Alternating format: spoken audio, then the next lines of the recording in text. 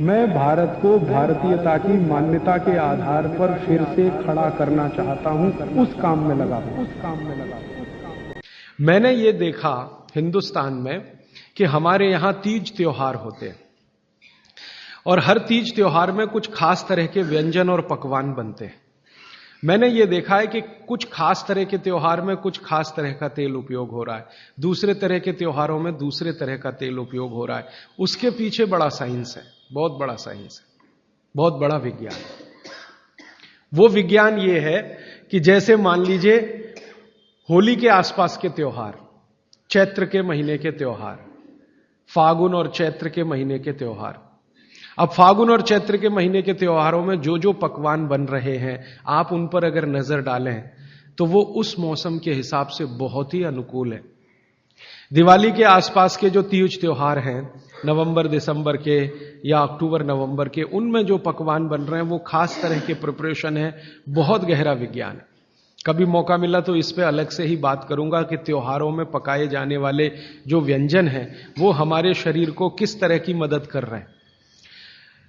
हमारे वैज्ञानिकों ने, माने महर्षियों ने, यह देखा कि जीवन के दिनों में, माने अगर ठंड के दिन है तो शरीर में क्या प्रकोप ज्यादा है, बरसात के दिन है तो शरीर में क्या प्रकोप ज्यादा है, गर्मी के दिन है तो शरीर में कौन सा प्रकोप ज्यादा, प्रकोप माने वात पित्त कफ, ये तीन ही तरह के, तो उनको संयमित रखने के लिए कौन सी चीजें प्रकृति ने दी हैं, तो व्यंजनों में वही चीजें डाली गई हैं। जैसे अब मैं आपको थोड़ा और स्पष्ट करता हूं, यह बात अमूर्त है लेकिन अब थोड़ी मूर्त करता हूं। सर्दी के दिनों में जितने भी त्योहार आप मनाते हैं या जितने भी त्योहारों में आप अपने जीवन को लगाते हैं, ये सब त्योहारों में आप देखो भोजन ज्यादा से ज्यादा आपके हिसाब से गरिष्ठ होता है। प्रिपरेशन कुछ इस तरह के होते हैं, जैसे आप तिल खा रहे हैं, सर्दी के दिनों में भरपूर तिल खाया जाता है और तिल के तरह तरह के व्यंजन बनाए जाते हैं। अगर आप गुजरात में रहते हैं तो अड़दिया खाया जाता है, अड़दिया। दुनिया का इससे अच्छा शायद कोई पकवान ना हो, अड़दिया जिसको कहा जाता है, उड़द की दाल का बनता है अड़दिया। ऐसे ही राजस्थान के कुछ इलाकों में विशेष पकवान है, ऐसे उत्तर प्रदेश के इलाकों में कुछ पकवान है। लेकिन अगर महसूस करें तो ये सब भारी हैं, भारी गुरुत्व है इसमें। बागभट्ट जी ने एक शब्द इस्तेमाल किया, गुरुत्व वाले पदार्थ, माने भारी हैं, आसानी से नहीं पचते, धीरे धीरे पचते। अड़दिया तो आसानी से नहीं पचेगा, तिल की चीजें भी आसानी से नहीं पचने वाली हैं। लेकिन जिन दिनों में हम ये खा रहे हैं उन दिनों में शरीर के लिए यही अच्छा है कि कोई चीज आसानी से ना पचे, धीरे धीरे पचे, देर में पचे। क्यों? अब ये ठंडी के दिन होते हैं तो ठंडी के दिनों में शरीर में पित्त जो है ना थोड़ा कम होता है, पित्त थोड़ा कम होगा, वात ज्यादा बढ़ा हुआ रहेगा और कफ सबसे ज्यादा बढ़ा हुआ रहेगा ठंड के दिनों में।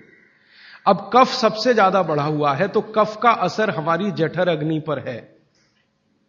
अब कफ का असर जठर अग्नि पर है तो जठर अग्नि भी थोड़ी कम रहती है, थोड़ी, जो गर्मियों के दिनों में वो भड़कती है उतनी नहीं होती। तो अगर आपकी जठर अग्नि कुछ कम है, कफ के प्रभाव में है, तो आप भोजन भी ऐसे खाइए जो तुरंत पचने वाले नहीं है, धीरे धीरे पचने वाले हैं, ताकि जठर अग्नि उसके साथ मेल कर ले अपनी गति का। ऐसे समझ लो जठर की गति कम होती है तो खाया जाने वाला खाना भी कम गति से पचने वाला हो तो बहुत अच्छा है। तो सोच समझकर यह तय किया गया कि सर्दी के दिनों में तिल खाना है, सर्दी के दिनों में मूंगफली खानी है, सर्दी के दिनों में गुड़ खाना है, सर्दी के दिनों में घी सबसे ज्यादा खाया जाता है। और आपने अक्सर वैद्यों से सुना होगा सेहत बनानी है तो यही दिन सबसे अच्छे हैं, माने खूब अच्छा अच्छा खाओ। और भगवान का दिया हुआ भी इन महीनों में भरपूर होता है। तिल भी इन्हीं महीनों में आते हैं, मूंगफली भी नई इन्हीं महीनों में आती है, चने भी इन महीनों में नए आते हैं। तो अच्छा खाना खाने का समय यही माना जाता है सर्दियों का। और अच्छा खाना वो जो गुरुत्व वाला है, गुरुत्व वाला वो जो थोड़ा धीरे धीरे धीरे धीरे पचता है। तो कितना बड़ा मेल बिठाकर हमारे लोगों ने हमारे व्यंजनों को त्योहारों के साथ जोड़ा। गर्मी के दिनों में उल्टा होता है, गर्मी के दिनों में आपका पित्त भड़कता है, माने अग्नि तीव्र है, तो आप ऐसा खाना खाओ जो जल्दी हजम हो जाए। बारिश के दिनों में सम रहता है, पित्त जो है बहुत ही कम होता है, तो बारिश के दिनों में यह कहा जाता है कि भैया सबसे हल्का खाना खाओ बारिश के दिनों में, क्योंकि पित्त उस समय सबसे कम है। और कई बार तो कहते हैं जी एक ही बार खा लो तो अच्छा है बारिश के दिनों में।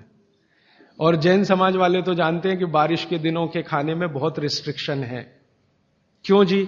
ऐसा खाना तो आप खा ही नहीं सकते जिसमें पानी बहुत हो, क्योंकि शरीर में ही पानी बहुत होता है उस समय, प्रकृति के हिसाब से शरीर चलता है। तो बारिश के दिनों में अक्सर आपने सुना है जैन साधु संतों के मुंह से कि हरा पत्ती का सब्जी मत खाओ, हरा सब्जियां मत खाओ, ये वगैरह वगैरह। हरे पत्ती की सभी सब्जियां बहुत पानी भरी हुई, पानी शरीर में ही पहले से ज्यादा है क्योंकि बारिश में नमी ज्यादा है। तो आप ज्यादा पानी के शिकार होंगे। ज्यादा पानी भी अच्छा नहीं है, कम पानी भी अच्छा नहीं है। तो इसलिए साधु संत जो कहते हैं वो भी कुछ विज्ञान के आधार पर कहते हैं। बस अंतर इतना ही है कि हमारे दिमाग में क्यों इतना गहरा घुसा हुआ है कि जब तक क्यों एक्सप्लेन कोई नहीं करता हम ना उसकी बात सुनते हैं ना मानते। तो अपने देश में भागवत जी के अनुसार वात की चिकित्सा जिंदगी भर अच्छी रहे आपकी तो तेल शुद्ध खाइए, ये एक सो। दोस्तों सबसे पहले तो चैनल सब्सक्राइब करें, फिर लाइक, कमेंट और शेयर करें। और हाँ, हमारा एंड्रॉयड ऐप डाउनलोड करना ना भूलें।